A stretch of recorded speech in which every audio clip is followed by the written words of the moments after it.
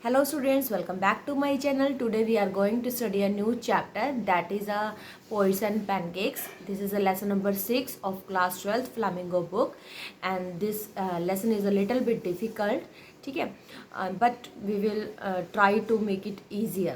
Okay, and this chapter, as I told you, written by Ashok Mitran, this is a part from his book My Years with a boss, ठीक है। जो उन्होंने मतलब कि उन्होंने अपनी प्रैक्टिकल लाइफ मतलब कि उनकी रियल लाइफ में जो भी कुछ हुआ उनके साथ, तो उन्होंने एक बुक में लिख दिया था माई ईयर्स विद बॉस में, और उसी में से ये एक पार्ट लिया गया है, ठीक है। तो जो जैसे अब हम इस टाइटल को अगर देखें, पोइट्स एंड पैनकेक्स, तो हम मतलब क्या है इस टाइटल का मतलब, पोइट्स मतलब कुछ जो इस लेसन में बताया हुआ है, जो पोइट हैं, कुछ एडिटर्स हैं, कुछ राइटर्स हैं, तो वो भी हैं। एंड पैनकेक क्या है, बेसिकली एक ब्रांड का नेम है, एक मेकअप ब्रांड है, ठीक है। जो मेकअप की जो ब्रांड है उसका नाम है ये हमारा जो पैनकेक है, ठीक है।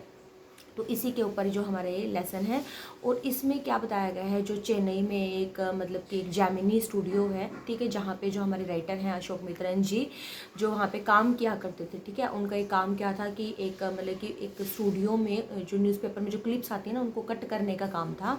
तो लेकिन उन्होंने वहाँ पे रह के जो देखा कि भाई जो स्टोरी राइटर हैं, जो मतलब मेकअप आर्टिस्ट होते हैं, ठीक है, तो उस सब चीज़ों को ऑब्ज़र्व किया, तो उन्होंने इसके ऊपर सारा का सारा उन्होंने मतलब अपनी बुक में लिख दिया, ठीक है। तो हम उसी का एक पार्ट करेंगे। तो जो ये चैप्टर है वो क्या है, एक स्टोरी वाइज में, जैसे हमें कोई स्टोरी सुनते हैं तो हमें इजीली याद हो जाता है, तो ये चैप्टर क्या अलग अलग कुछ पार्ट्स बताए हुए हैं, तो वो अगर हम थोड़ा सा ध्यान देंगे तो वो इजीली याद भी हो जाएंगे हमें, ठीक है।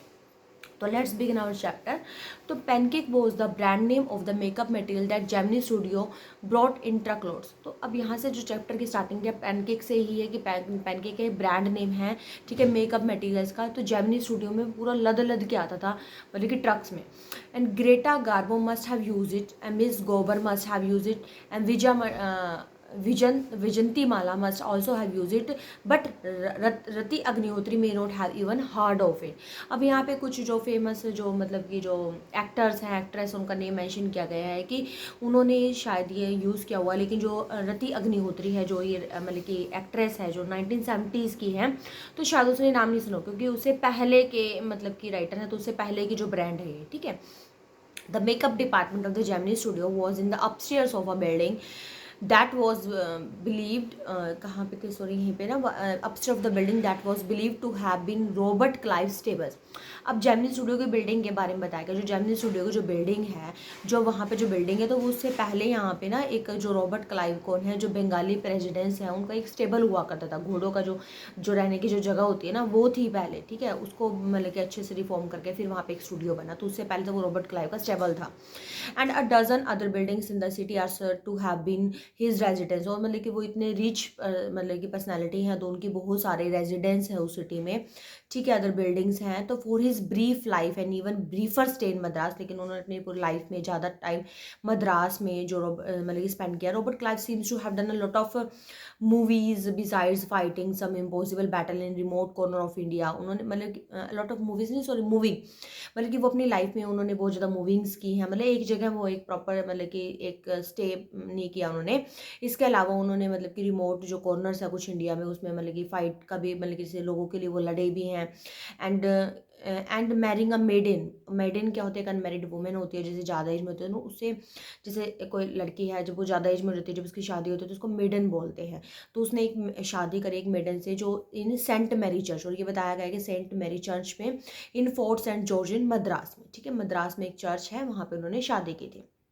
तो हमें क्या पता लगा कि पैनकेक एक ब्रांड का नेम है, और जो हमारे जो जो यहाँ पे जो जेमिनी स्टूडियो है, जिसके बारे में पूरा आपको डिस्क्रिप्शन मिलेगा इस लेसन में, तो वो जेमिनी स्टूडियो की जगह वहाँ पे रॉबर्ट क्लाइव जो प्रेसिडेंट थे बंगाली के, वहाँ पे उनका स्टेबल था। और जो रॉबर्ट क्लाइव के बारे में बताया गया कि वो बहुत अच्छे मतलब कि इतने रिच पर्सनैलिटी थे कि वो मूवमेंट ही करी है, उन्होंने एक जगह मतलब कि स्टेबल होकर नहीं रही है। तो उनकी शादी कहाँ पर हुई है, चर्च में हुई है, ठीक है। तो नेक्स्ट हम क्या रीड करते हैं, नेक्स्ट पैराग्राफ देखते हैं। The makeup group had the look of a hair cutting saloon with the lights at all angles and half a dozen large mirror. Half a dozen का मतलब क्या, मतलब कि 1 डजन में 12 होते, तो हाफ डजन में क्या होंगे, हमारे 6 होंगे, ठीक है। जो मेकअप रूम में क्या बोलते हैं कि जो मेकअप रूम था जो जेमिनी स्टूडियो में, जो वहाँ पे हेयर कटिंग मतलब की जाती थी, वहाँ पे बहुत ज़्यादा लाइट्स थी, मतलब बहुत ज़्यादा बड़े बड़े मिरर्स लगे हुए थे। दे वर ऑल इनकेंडेसेंट। इनकेंडेसेंट का मतलब क्या होता है कि जो बहुत ज़्यादा मतलब कि लाइट्स आती है जब, ठीक है। And so you can imagine the fiery misery of दो सब्जेक्ट्स टू मेकअप। तो मतलब कि जैसे जो बहुत बड़े बड़े मिरर थे उन पर इतनी लाइट पड़ती थी, वो हीट हो जाती थी। तो मतलब कि वो मेकअप करना हम इमेजिन कर सकते हैं कि जब मेकअप करते होंगे तो उनको कितना मतलब कि हीट फील होती होगा। The makeup department was first headed by Bengali who became too big for a studio. ठीक है, जो मेकअप डिपार्टमेंट था सबसे पहले वो कौन मतलब कि उसको चला रहा था, बेंगोली चला रहे थे, ठीक है। और मतलब कि who became a too big for a studio and left. तो मतलब उसने कुछ दिन काम किया तो वो मतलब कि डिपार्टमेंट लेफ्ट कर दिया। देन ही वो सक्सीडेड बाय महाराष्ट्रियन। और अब किसने मतलब कि जो बेंगोली ने तो छोड़ दिया था, तो वो कौन संभाल रहा है वहाँ का मेकअप डिपार्टमेंट को, महाराष्ट्रियन एक पर्सन संभाल रहा है, who was assisted by Dharwar Kannadiga and Andhra, ठीक है, and Madras Indian Christians and Anglo Burmese and the usual local Tamil. और अब बताया गया है कि अब जैसे उसने उसके बाद हमारे पास एक महाराष्ट्रियन है, महाराष्ट्रियन को मतलब कि असिस्टेंट कौन कर रहा है, आंध्र प्रदेश के एक पर्सन है, फिर मद्रास इंडियन क्रिश्चियंस कर रहे हैं, ठीक है, एंग्लो बर्मीज भी हैं एंड कुछ अदर तमिल्स भी हैं। तो all this shows that there was a great deal of national integration. National integration का मतलब क्या होता है कि जब अलग अलग नेशंस के जब पर्सन इकट्ठे हो जाते हैं तो वो क्या होता है, इंटीग्रेशन हो जाता है, ठीक है। देखो आंध्र प्रदेश के भी हैं, महाराष्ट्र के भी हैं, तमिल्स भी हैं, बर्मीज भी हैं। तो वो क्या हो गए, एक ही स्टूडियो में अलग अलग डिफरेंट डिफरेंट मतलब कि अलग अलग स्टेट से लोग हैं, तो वो क्या है, एक इंटीग्रेशन होगा ना एक ही स्टूडियो में, ये देखो। एंड मतलब कि जो कभी ऐसा हुआ नहीं था पहले। एंड AIR मतलब All India Radio and Doordarshan began broadcasting program और नेशनल इंटीग्रेशन। जैसे ऑल इंडिया रेडियो पे या दूरदर्शन पे बहुत सारा प्रोग्राम भी होते थे ना नेशनल इंटीग्रेशन पे। This gang of nationally integrated makeup man could turn any decent looking person into hideous crimson hued monster with the help of truckloads of pancake and a number of other locally made potions and lotions. अब यहाँ पे बताया गया hideous का मतलब extremely जो अगली बहुत ज़्यादा गंदा बना देते थे, और क्रीमसम और ह्यूड का मतलब क्या होता है, रेड कलर का। तो वो मतलब कि जब मेकअप करते थे ना इस टाइप से वो बहुत थोक थोक के मेकअप करते थे, तो जो बिल्कुल ही मतलब कि पर्सन को बहुत अगली बना देते थे। मतलब कि सुंदर तो क्या बनेगा, जब बहुत ज़्यादा मेकअप कर लेते तो बहुत ज़्यादा ओड लगता है ना वो, तो बहुत ज़्यादा वो मेकअप करके इतना पोशंस लोशंस मतलब कि बहुत ज़्यादा मेकअप थोप देते थे, तो मतलब कि जो पर्सन की जो मतलब कि रियल जो इमेज होती थी वो तो बिल्कुल ही हाइड हो जाती थी। Those were the days of mainly indoor shooting. तो जैसे अब पहले टाइम की बात है जब ये लेसन लिखा गया, तो उस टाइम में क्या होता था, जो शूटिंग होती थी जैसे फिल्म वगैरह की मूवी के लिए जो शूटिंग होती थी वो क्या होती थी, पहले इंडोर हुआ करती थी, ठीक है। इंडोर में वो स्टूडियो स्टेप से बना लेते थे, वहीं सारी फिल्म की शूटिंग होती थी। लेकिन कुछ 5% था जो फिल्म बहुत ज़्यादा आउटडोर होते थे, ठीक है। I suppose that sets and studio light needed the girl and boys to be made to look ugly in order to look presentable in the movie. I कौन है यहाँ पे, अशोक मित्र ही है। वो ये कहते हैं कि जैसे मतलब कि मूवी को वो कहते हैं कि प्रेजेंटेबल बनाने के लिए उन्हें लगता था कि जैसे मतलब कि उनकी जो मतलब कि जो अपीयरेंस है उसको अगली बनाना शायद वो बहुत ज़्यादा जरूरी है, ठीक है। सरकास्टिक वे में बोला हुआ है ये।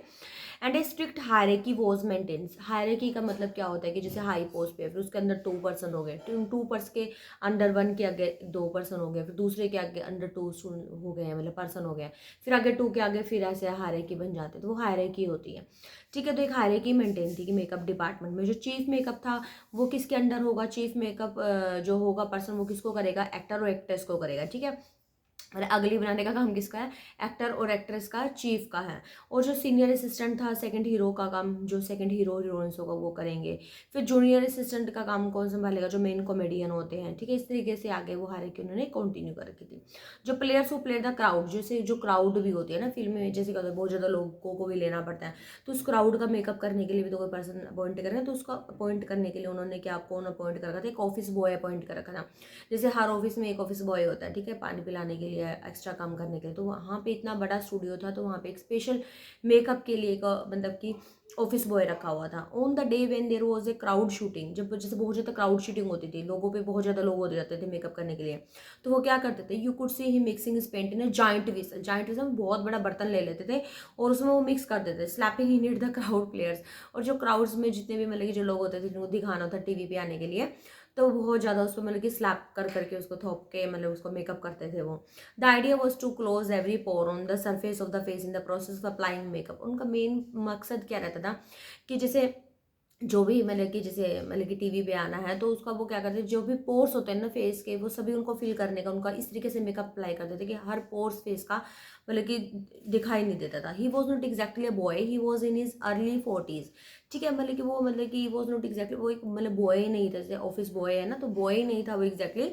राइटर क्या बताते थे कि वो अपनी अर्ली 40s में था। ठीक है, और उसने जब एंटर किया, मतलब कि हैविंग एंटर द स्टूडियो, जब स्टूडियो में एंटर किया तो इससे पहले वो इस होप में था कि वो एक एक्टर बनेगा, वो ज़्यादा स्टार बनेगा, वो ना टॉप स्क्रीन राइटर, एक टॉप स्क्रीन राइटर भी बन सकता है या फिर डायरेक्टर, लिरिक राइटर, और he was a bit of poet, और वो एक पोइट भी बन सकता है। तो हमें इस पैसेज में क्या एक डिस्क्रिप्शन मिला है कि जेमिनी स्टूडियो के बारे में बताया गया कि जो इसमें मेकअप डिपार्टमेंट है, मेकअप डिपार्टमेंट में किस तरीके से हायरार्की है, और जो ऑफिस बॉय है, ऑफिस बॉय के बारे में थोड़ा सा डिस्क्रिप्शन दिया गया है कि जो ऑफिस बॉय है वो बॉय नहीं है, 40s के एज में है, और जब वो आया था तो उसका एक एक्टर बनने का ड्रीम था। तो हमें ये सब याद रखना है।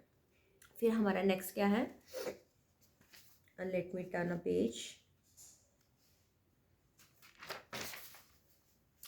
इन those days I worked in cubicle. अब यहाँ पे बता रखा है कि जैसे इसमें कि जो आई वर्कड इन, मतलब कि जो राइटर ही है, जो I worked in cubicle. Cubicle क्या होता है, एक स्मॉल रूम होता है, two whole side of which were French window. French window का मतलब क्या, जैसे जो विंडो होती है, हम लोगों के घर में क्या होता है, विंडो एक साइड खोलते हैं, दोनों साइड अंदर भी और बाहर भी विंडो खुले, और उस विंडो के सामने एक गार्डन हो, तो इस टाइप का जो व्यू होता है उसको फ्रेंच विंडोज बोलते हैं।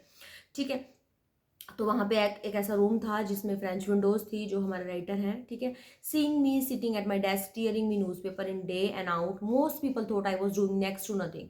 कि जैसे मैं क्या करता था उस रूम में बैठ के, जब न्यूज़पेपर कटिंग करने का काम था ना उसका, तो उसको जैसे और लोग ये सोचा करते थे कि वो कुछ नहीं करता है, बैठा रहता है, जैसे it's likely that the boss thought likewise. तो मतलब कि बॉस को भी यही लगता होगा जैसे वो वहाँ बैठ के कुछ नहीं करता। So anyone who felt I should do be given some occupation would barge, ठीक है, and into my cubicle and deliver in extended lecture. और जैसे कोई भी अगर सोचता था कि जैसे भी मैं वहाँ पे बैठा हूँ, तो कोई भी आके वहाँ पे मतलब कि बिना किसी परमिशन के आके और वहाँ पे बताना शुरू कर देते थे, अपने लेक्चर डिलीवर करना शुरू कर देते थे लोग।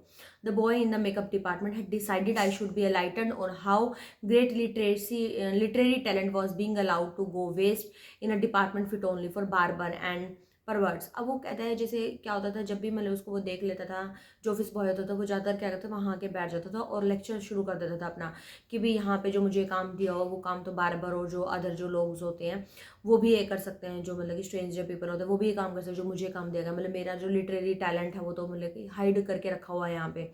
सून I was praying for crowd. और फिर राइटर कहता है कि मैं ना उसकी बातें सुन सुन के इतना परेशान हो जाता था, तो मैं प्रे करता था कि क्राउड शूटिंग हो। क्राउड शूटिंग क्यों, क्योंकि क्राउड शूटिंग होगी तो वहाँ पे इसको लगा देते थे काम पे कि उसको मेकअप करना है।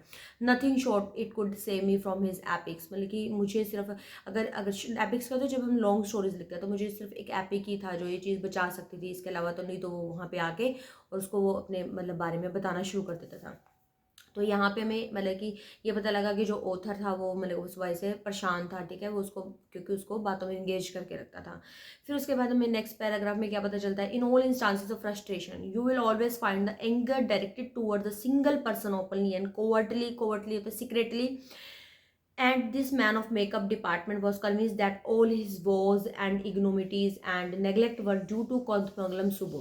अब वो कहते हैं कि अगर सिर्फ जब भी फ्रस्ट्रेशन होती थी और या फिर उसको लगता था कि मुझे सीक्रेटली कोई बात बताने मेकअप डिपार्टमेंट से रिलेटेड, तो वो सब किससे रिलेटेड हुआ करती थी, मतलब कि जो भी उसको प्रॉब्लम होती थी ऑफिस बॉय को, ठीक है, वो सिर्फ हमारे मतलब कि वो नेगलेक्ट वर ड्यू टू, वो सिर्फ कोथमंगलम सुब्बू की वजह से होती थी। ठीक है, and neglect were due to the cosmic Subbu ही हो गया। सुबु ही वॉज द नंबर 2 है जेमिनी स्टूडियो। जेमिनी स्टूडियो में वो नंबर 2 पे था। नंबर 2 मतलब कैसे, जैसे फर्स्ट नंबर पे क्या है, जो उनका जो बॉस था, ठीक है, वसंत था, एस वसंत, और नंबर 2 पे हमारा कोतमंगलम सुबु आता था। जैसे हमारे हालांकि बता रहे थे ना कि नंबर्स होते थे कि इस नंबर पे आता है, इस नंबर पे आता है, तो कोतमंगलम सुबु था, ये 2 नंबर पे आता है। He could not have had a more encouraging opening in film than our grown up makeup boy had. ठीक है, और मतलब कि वो उसमें मतलब कि जो फिल्म्स की ओपनिंग्स में मतलब कि वो इतना एनकरेजिंग था। ठीक है, इसके मतलब कि जितना कि कोई भी और बॉय नहीं था, मतलब grown up boy. On the country he must have had to face more uncertain difficult time, मतलब कि इसके बजाय जैसे अगर उससे कंपैरिजन करना ना ऑफिस बॉय से, तो उन्होंने बहुत ज़्यादा डिफिकल्ट टाइम देखा था अपने टाइम से ज़्यादा। For when he began his career, कि जब उसने अपना करियर बिगेन किया था, there were no firmly establish film producing companies, की जब उसने अपना करियर बिगेन किया था तो उस टाइम में कोई मतलब कि जो फिल्म बनाने वाली कंपनी थी इतनी ग्रो नहीं कर रही थी, और ना ही इतने ज़्यादा स्टूडियोज थे। Even in the matter of education, अगर एजुकेशन की भी बात करें ना, स्पेशली फॉर्मल एजुकेशन के बारे में, तो Subbu could not have an appreciable lead over boy. Lead over boy का मतलब क्या है कि वो जो ऑफिस हुआ था ना, उससे भी कम, जैसे एजुकेशन में कम है वो, ठीक है, but by virtue of being born a Brahmin, लेकिन उसकी जो खास बात क्या थी, वो ब्राह्मण फैमिली में पैदा हुआ था, ठीक है। तो he must have an exposure to more affluent, affluent क्या था, वेल्दी फैमिली सिचुएशन, और जो उसकी जो सिचुएशन थी वो भी क्या थी, थोड़ी फाइनेंशियली स्ट्रॉन्ग थी। And people, he had the ability to look cheerful not at all times even after having had a hand in a flaw film, कि वो एक बहुत चीयरफुल पर्सनैलिटी है, कि वो हर टाइम में वो खुश रहता है, बेशक से जैसे उसकी मूवी जैसे काम करता था ना, उसमें अगर फ्लॉप भी हो जाती तो वो तभी मतलब उसको खुश रहता था वो बहुत ज़्यादा।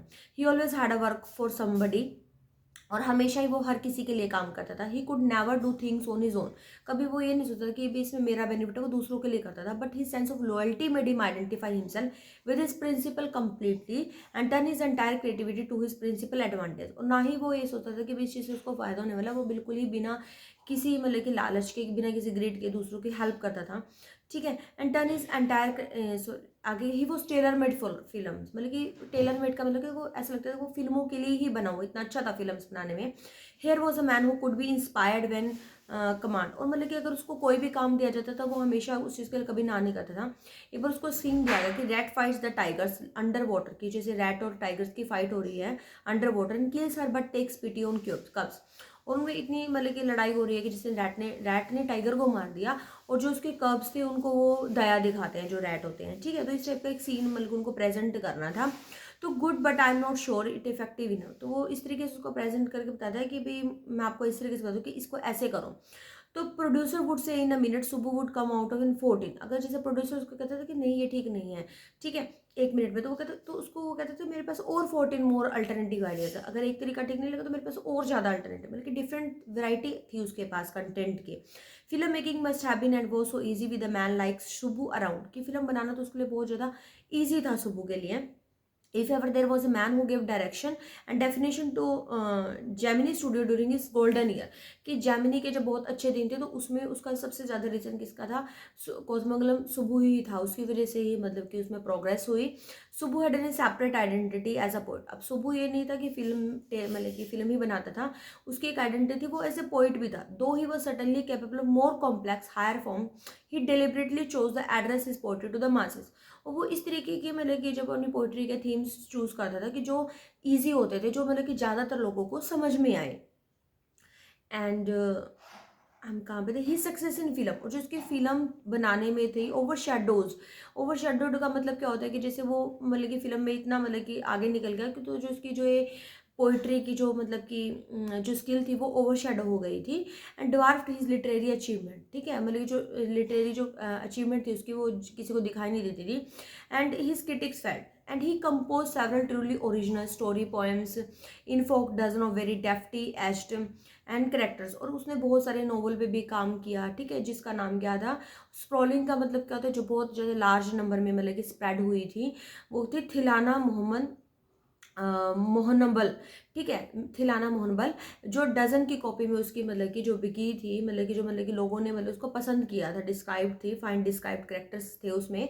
And he quite successfully recreated the mood and manner of the devadasi, devadasi का मतलब क्या होता है, जो अनमेरिड गर्ल्स होती हैं उनके मूड्स को बताया गया है कि किस तरीके से उनके मूड होते हैं 20th सेंचुरी में। He was an amazing actor, वो एक्टर भी था, and he never aspire to be lead role, और उसने कभी मतलब अगर लीड रोल भी नहीं किया ना, बट वट एवर सब्सिडरी, लेकिन चाहे कोई भी सेकेंडरी रोल भी दिया जाता तो उसको इस तरीके से प्ले करता था कि जैसे फर्स्ट रोल प्ले करता है बहुत ज़्यादा, ठीक है।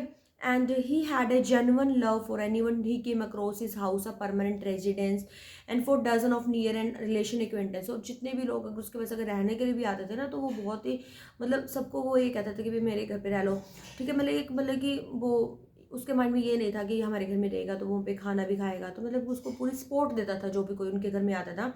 सच ए चैरिटेबल एंड इनप्रोविडेंट मैन। इनप्रोविडेंट मैन का मतलब होता है कि जो मैन हिसाब नहीं लगाता इकोनॉमिकली, उसको लॉस हो रहा है इस मैन को रखने में, ठीक है, बेशक से उसका कोई एनिमीज भी हो।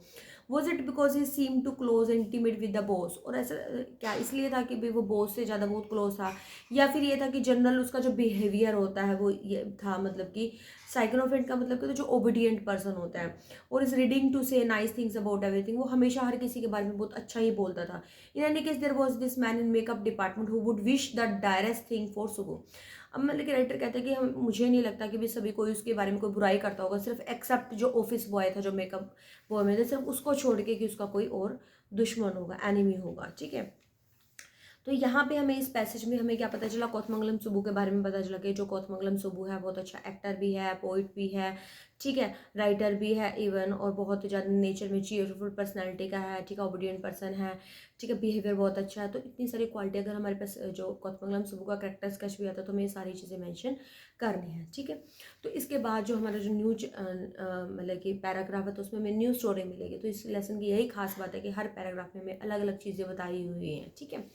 तो you saw Subbu always with the boss but in attendance role. He was grouped under a department called the story department, comprising a lawyer and assembly of writer and poets. अब देखेंगे जो सुब्बू था वो जो boss के साथ रहता था, अगर हम उसके अटेंडेंस लेते तो वो हमेशा स्टोरी डिपार्टमेंट में आते थे लिस्ट में। उसमें एक लॉयर और भी होता था, एक राइटर और पोइट्स भी होते थे उस डिपार्टमेंट में। जो lawyer was also officially known as a legal adviser. जो लॉयर होता था उसको लीगल एडवाइजर बोलते थे, but everybody refer to him as an opposite, लेकिन हर कोई उसको लीगल एडवाइजर की बजाय उसको अपोजिट कहते थे।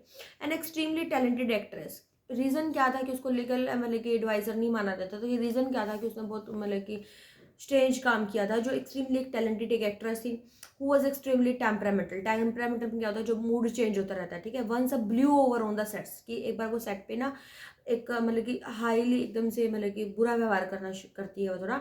वाइल एवरीवन स्टूड स्टन, जबकि हर कोई हैरान रह जाता है। Lower quietly switch on the recording.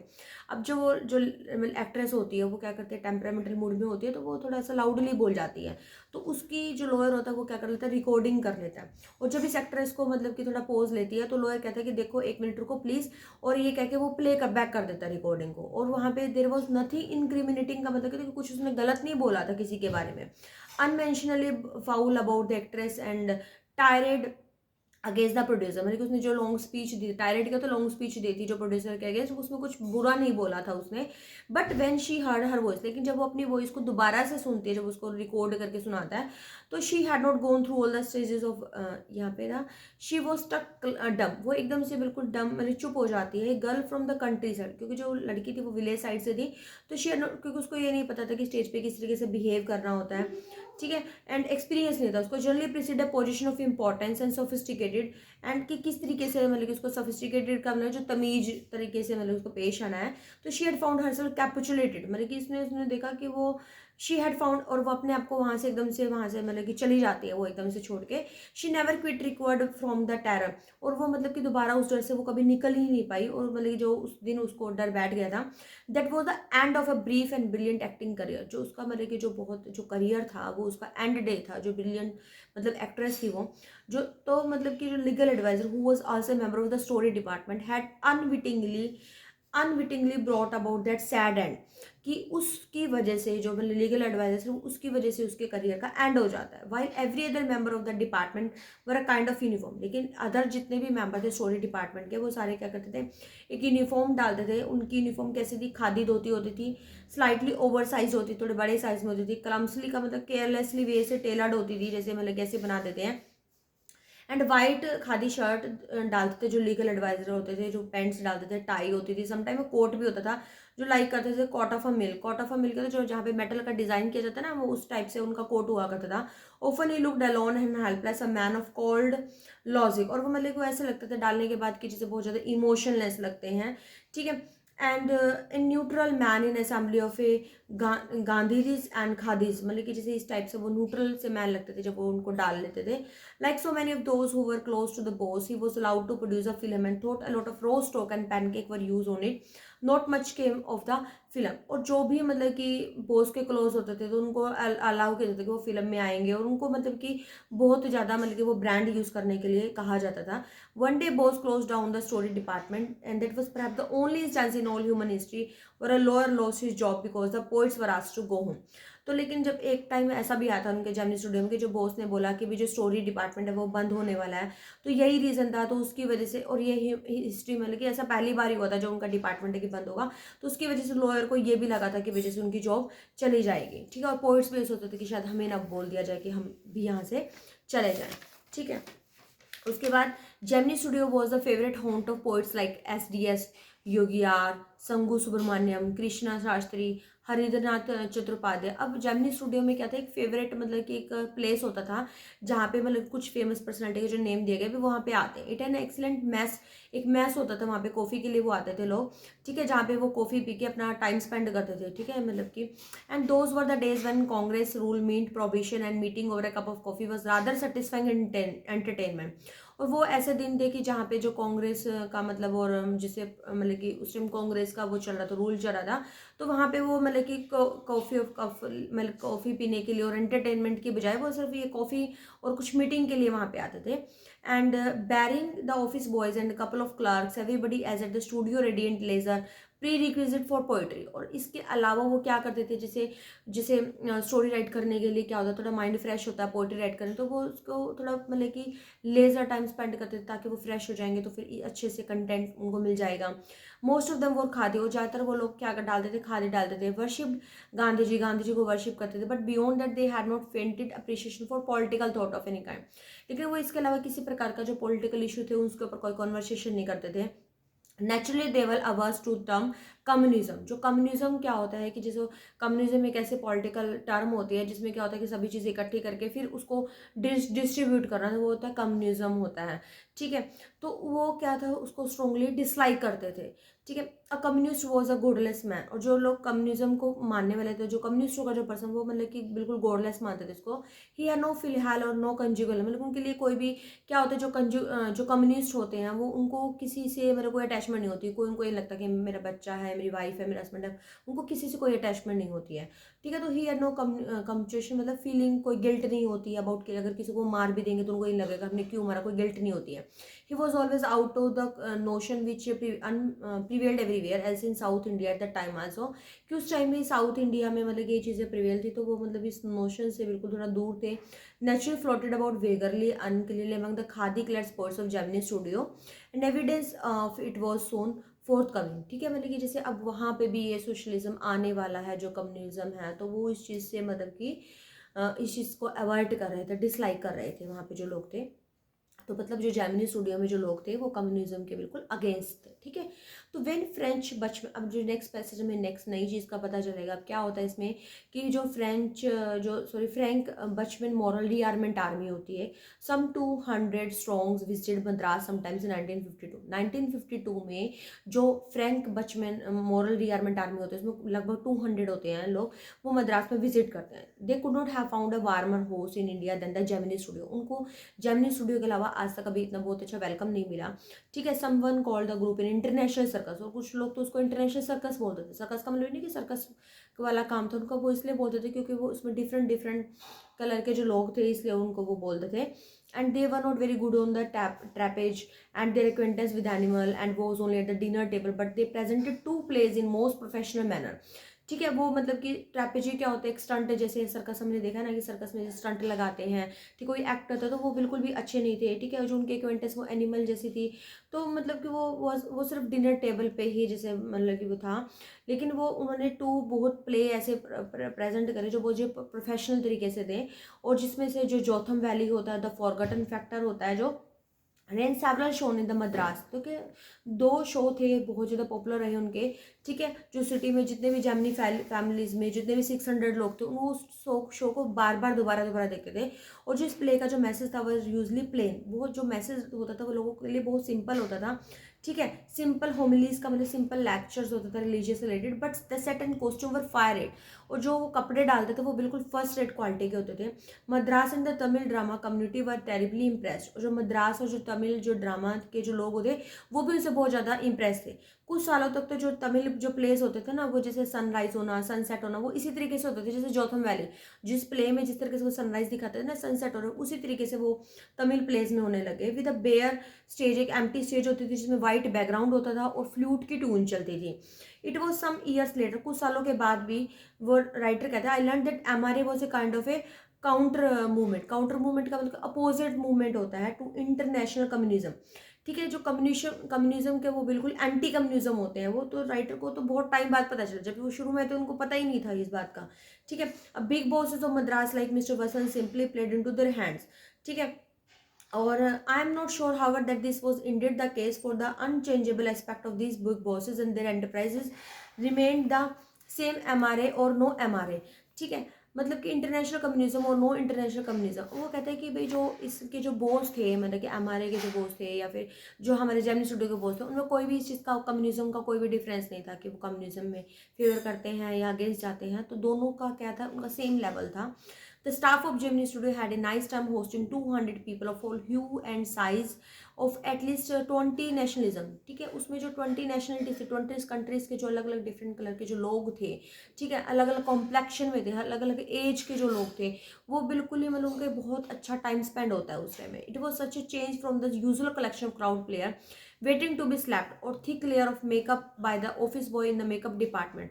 और बहुत ज़्यादा लोग थे जो वेट करते थे, मतलब कि इसके लिए कि इतनी भाई कलेक्शन हुई है, ठीक है, पूरा स्लैप मतलब कि वो क्लैपिंग करके मतलब बहुत ज़्यादा उनको वेलकम करते थे। He was not the editor of any of the known names, यह ऐसे एक मिनट स्किप हो गया वाला।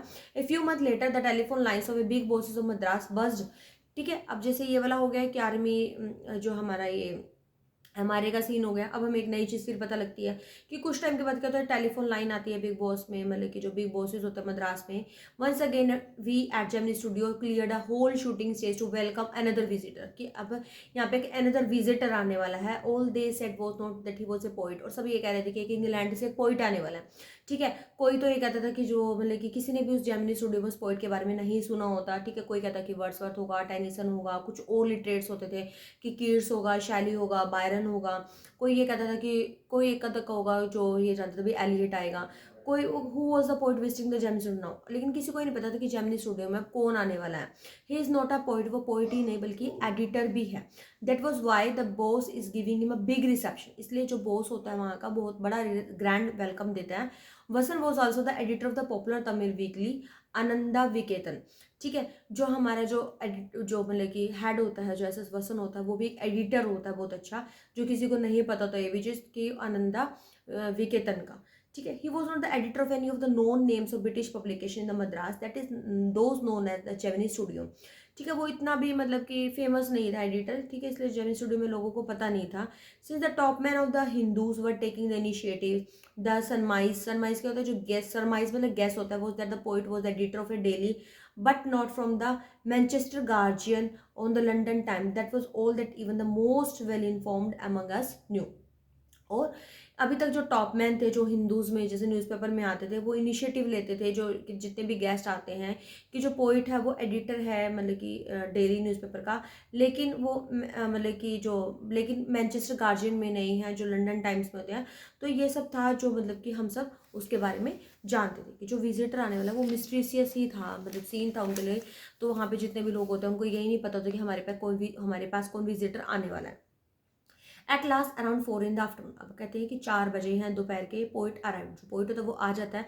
He was a tall man and very English and very serious, बहुत ज़्यादा लंबा होता है, इंग्लिश बहुत अच्छी होती है, बहुत ज़्यादा सीरियस होता है। ऑफकोर्स वो very unknown to all of us, लेकिन कोई उसे जानता नहीं है। Battling with half a dozen pedestal fans on the shooting stage. Pedestal fans को जो हमारे घर में जो पहले टाइम में होते थे वो जो लंबे वाले फ़ैन होते हैं, तो उनकी आवाज़ में मतलब कि बहुत ज़्यादा मुश्किल हो रहा था उसको सुनना।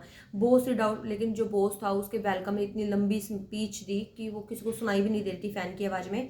It was obvious that he too knew precious little about the poet, और ऐसा लग रहा था उसकी स्पीच को सुन के बॉस की कि शायद उसको भी उसके बारे में ज़्यादा नॉलेज नहीं है। Speech was all in modern general terms, speech में सिर्फ दो ही वर्ड समझ में आ रहे थे, फ्रीडम और डेमोक्रेसी वाले word. Then the poet spoke, the poet बोलता है, and he could not have address a more dazed, dazed क्या होता है confused and silent audience, no one knew what he was talking about and his accent defeated any attempt to understand. और वो जिस type से accent use कर रहा था वो ऑडियंस को भी नहीं पता चल रहा था कि वो क्या बोल रहा है। The whole thing lasted about an hour, और 1 आवर तक वो स्पीच चलती रही। Then the poet left and we all disperse in utter bafflement. Bafflement क्या होता है? कन्फ्यूजन, कि जो भी उसने स्पीच दी वो किसी को समझ में नहीं आई कि वो जो पोइट है वो कर क्या रहा है। What is an English poet doing in a film studio which makes Tamil film for the simplest sort of people. कि यहाँ पे तमिल स्टूडियो में कि जो तमिल फिल्में बनती हैं, यहाँ पे इंग्लिश पर्सन यहाँ पे कर क्या रहा है? People who lives least afforded them the possibility of cultivating a taste for English poetry. कि जो लोग हैं उनका कि इंग्लिश पोइट्री के लिए जैसे टेस्ट कैसे डेवलप होगा। द पोइट लुक प्रीटी बैफर्ड, और जो पोइट था वो भी थोड़ा बैफर्ड लग रहा था।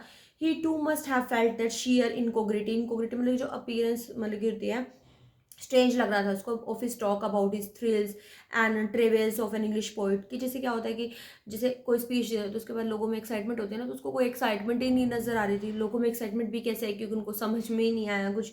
तो his visit remain N unexplained mystery. तो जो उसकी जो मतलब कि जो उसका जो विजिट था वो सबके लिए एक मिस्ट्रियस बन के रह गया, कि लोगों को कुछ पता ही नहीं चला कि वो क्या बता के चला गया। ठीक है, फिर उसके बाद हमें नेक्स्ट पैराग्राफ में क्या पता चलता है? The great pros writer of the world may not admit it but my conviction grows stronger day after day that pros writing is not and can not be that true pursuit of a genius.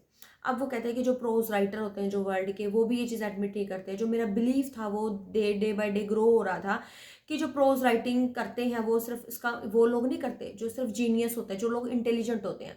उसके लिए एक patience होना, persistent, जब कोई काम लगातार कोई करता है। परजिवरिंग का मतलब क्या, तो कोई काम करना मतलब कि जिसमें थकावट ना फील करे वो। ठीक है, ड्रजेस का मतलब क्या होता है कि जिसे हार्डवर्क करना, लाइक अ स्लेव की तरह। With a heart so shrunken that nothing can break it, कि उसका कभी हार्ट मतलब कि छोटा ना हो, उसको कभी भी छोटा महसूस ना करे। ठीक है, कभी इसको ब्रोक ना कर पाए। Rejection slip don't mean a thing to him, और कोई भी अगर उसको रिजेक्शन मिले तो उस चीज़ को वो अवॉइड करे। He at once sets about making a fresh copy of long prose piece and send it on another editor and closing postage for the return of the manuscript. क्या होता है कि वो उसको बोलता है कि जो असली एडिटर तो वो होता है, अगर कोई मैन्यूस्क्रिप्ट भी बनाता है, अगर वो रिजेक्ट भी हो जाए तो दोबारा से फिर हैंड रिटर्न करके फिर वो दे।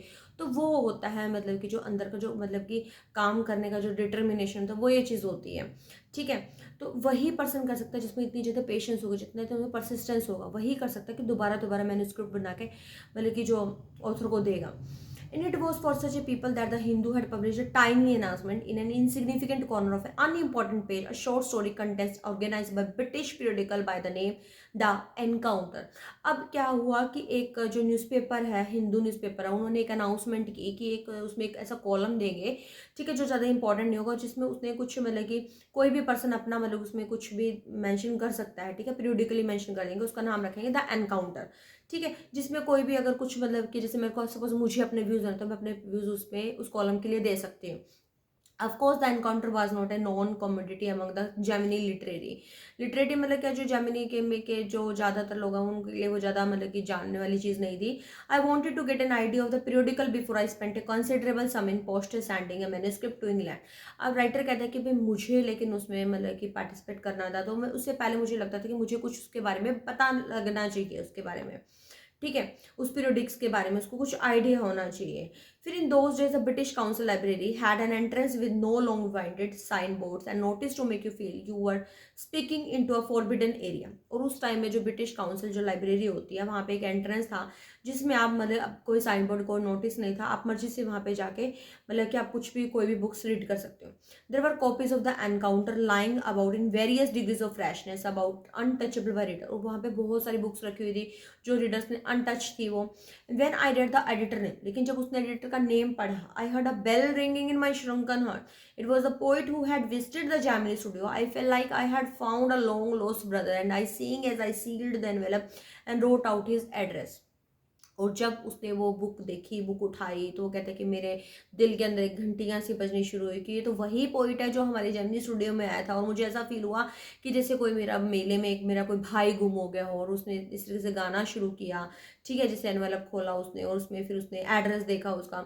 आई felt he too would be singing the same song at the same time. और राइटर इतना खुश होता है कि उसको ऐसा लगता है कि जैसे वो भी इसी तरीके से गाना गा रहा होगा खुशी में, जब उसको ये पता लगेगा कि भाई यहाँ पे मेरी बुक देख रहे हैं। Long lost brother of Indian film discover each other, कि मूवीज़ में होता है ना कि बहुत सालों बाद जो गुम हुए जब भाई मिल जाते हैं, तो उस टाइप की फीलिंग होती है। वो सेम गाना गा रहे होते हैं, ठीक है, सेम रील बनाते हैं, सेम मतलब कि फील करते हैं। तो स्टीफन स्पेंडर देख के, तो उसको मतलब उसका नेम देख के उसको बहुत ज़्यादा अच्छी वाली फीलिंग आती है, ठीक है।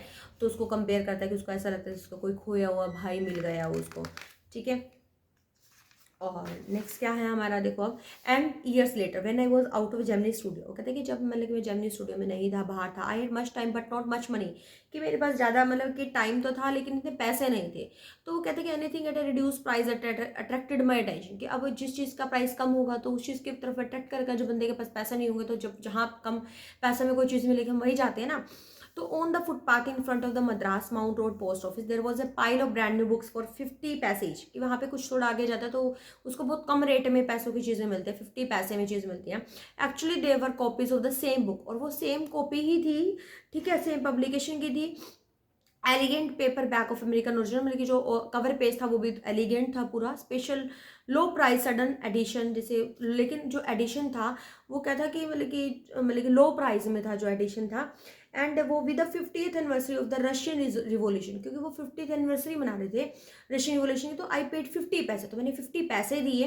Picked up a copy of the book, उन्होंने बुक ली, उसका नाम याद रखना आपने, द गॉड दैट फेल्ड, ठीक है। 6 एमिनेंट मैन ने कुछ लेटर्स लिखे होते सेपरेट, अपने अपने ऐसे लिखे हुए थे उसमें, ठीक है, जैसे बुक थी और उसमें 6 ऐसे मेंशन किए हुए थे। और उसमें वो जो ऐसे थे वो किसके ऊपर थे, कम्युनिज्म के ऊपर थे। एंड द डिसइल्यूजन रिटर्न, और उसके ऊपर जो उनके व्यूज थे, एक तो एंड्रे गाइड है, रिचर्ड राइट है, Ignazio Silone, Arthur Koestler and Louis Fischer and Stephen Spender. अब स्टीफन स्पेंडर अगेन उसने वो नेम देखा, suddenly the book assume tremendous significance, और फिर से वो बहुत ज़्यादा अट्रैक्ट हो जाता है कि Stephen Spender the poet who had visited Gemini studio, तो वही पोइट है कि जो जेमिनी स्टूडियो में भी आया है।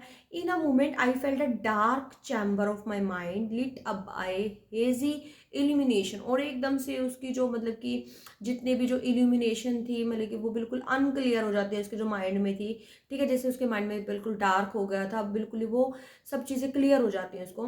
The reaction to Stephen Spender Gemini studio was no longer a mystery. अब जो उसके मन में एक मिस्ट्री थी, जो इसके बारे में जानना चाहता था स्टीफन स्पेंडर के बारे में, वो सारी बहुत ज़्यादा क्लियर हो जाती है कि वो एक पोइट भी है और एक एडिटर भी है, ठीक है। तो सारी जो मिस्ट्री होती है वो क्लियर हो जाती है।